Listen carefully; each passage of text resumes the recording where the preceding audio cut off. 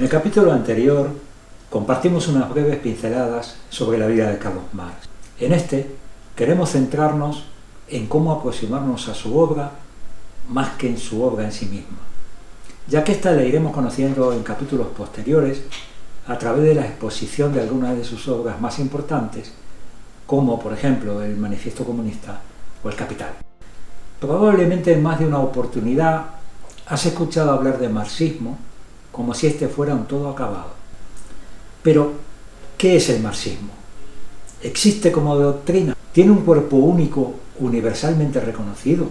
El marxismo soviético de los años 70 era equiparable al de los partidos eurocomunistas de la época. Cuando el Partido Comunista Chino habla de marxismo, lo hace en los mismos términos que el Partido Comunista de Cuba, el PC de Chile, el de Francia o el de Japón. Los pensamientos de grandes líderes como Stalin, Mao, Trotsky, Ho Chi Minh, Lenin o Che Guevara son coincidentes. La respuesta a todas estas preguntas es la misma: no. Y no solo porque los partidos y los líderes puestos como ejemplo operaron en realidades o en tiempos distintos, sino porque su interpretación del marxismo en muchas cuestiones no es coincidente o simplemente es divergente en aspectos que podemos considerar esenciales. Según cuenta Engels, Marx, al enterarse de determinadas afirmaciones que sostenía un círculo de pensadores autodenominado marxista, exclamó entre risas y con energía: «Yo no soy marxista». Entendido esto, nos surge la duda: ¿cómo debemos aproximarnos al estudio del marxismo? Una primera respuesta es, sin duda, como decíamos en el capítulo 1, hacerlo sin apriorismos, con la mirada limpia, contextualizando cada texto y siempre sin perder el sentido crítico. Como afirmaba nuestro admirado Francisco Fernández Güell, gran pensador marxista español, lo que hay que hacer con Marx es leerlo. A renglón seguido, quiero compartir algunas afirmaciones que, aunque esquemáticas, nos permitirán entender qué podemos esperar del marxismo y qué no, lo cual nos ayudará a una mejor aproximación a su estudio. Primero, el marxismo no es una llave que abre todas las cerraduras.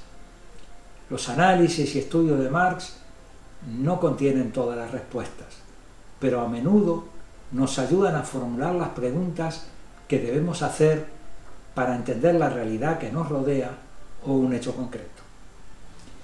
El marxismo no es un dogma, sería la segunda gran afirmación. Es una guía para la acción y un medio para el conocimiento. No nos proporciona recetas, nos enseña a pensar. Tercero, el marxismo, más que un conjunto de tesis, es una caja de herramientas, un elenco de estrategias de investigación.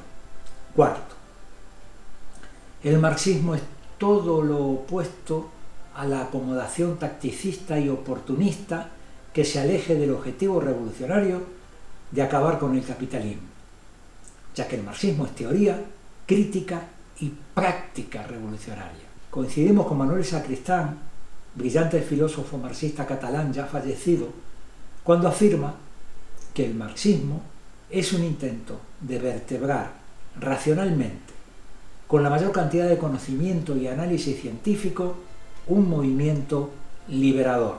Francisco Fernández Güell, ya citado al inicio de este capítulo, nos recuerda que desde la muerte de Marx, políticos y filósofos se han lanzado a interpretarlo.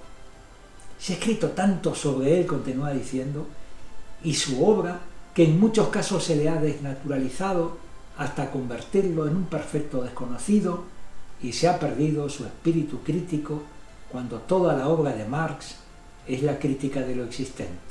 Yo añadiría a esta brillante afirmación que al marxismo lo empobrecen o traicionan quienes amputan su carácter revolucionario, quienes lo convierten en catecismo y quienes se alejan de las masas y sustituyen el análisis de la realidad por consignas y eslóganes.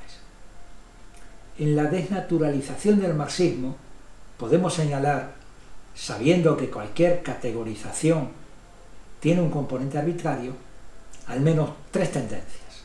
Primera, Revisionismo. Se caracteriza por despojar al marxismo de su esencia crítica y revolucionaria, abandonando la lucha por la construcción del socialismo y sustituyéndola por reformas que no cuestionan el sistema capitalista. El ejemplo más claro lo tenemos en la gran mayoría de los partidos socialdemócratas europeos que durante buena parte del siglo XX, aunque seguían proclamándose marxistas, en realidad habían renegado de cualquier planteamiento revolucionario y formaban parte del sistema. El eurocomunismo, de fuerte implantación en la década de los 70 en España, Francia, Italia y Japón, es otro ejemplo de cómo, bajo el pretexto de la actualización del marxismo y su adecuación a una nueva realidad, el revisionismo propone la liquidación de su espíritu revolucionario. Segundo, marxismo vulgar. Abandona el espíritu creativo y transformador del marxismo y lo sustituye por fórmulas esclerotizadas que se desentienden de la realidad y los hechos concretos. Explican la construcción del socialismo no como algo posible, derivado de la lucha de masas, de las condiciones objetivas, del trabajo y la organización revolucionaria, sino como algo inevitable, que sucederá sin más, fruto del desarrollo histórico. Desatiende la complejidad de las sociedades actuales, en las que a la contradicción fundamental capital-trabajo le acompañan otras muchas contradicciones a las que atender y sumar a la lucha revolucionaria. Tercero y último, izquierdismo. Lenin lo definió como la enfermedad infantil en el comunismo. Sus defensores son verdaderos alquimistas de la revolución, para quienes el motor de los cambios no es la situación real, sino la simple voluntad de los revolucionarios. Incapaces de diferenciar periodos de acumulación de fuerzas de situaciones de crisis revolucionarias, su impaciencia les lleva a despreciar el trabajo de masas, la generación de alianzas y la construcción paciente del partido de la revolución.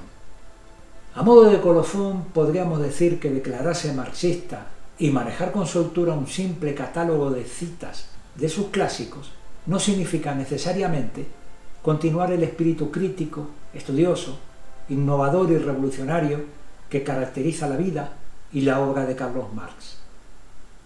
A estas alturas puedes sentirte confundida o confundido y preguntarte, después de todo lo escuchado, ¿qué puedo entender por marxismo?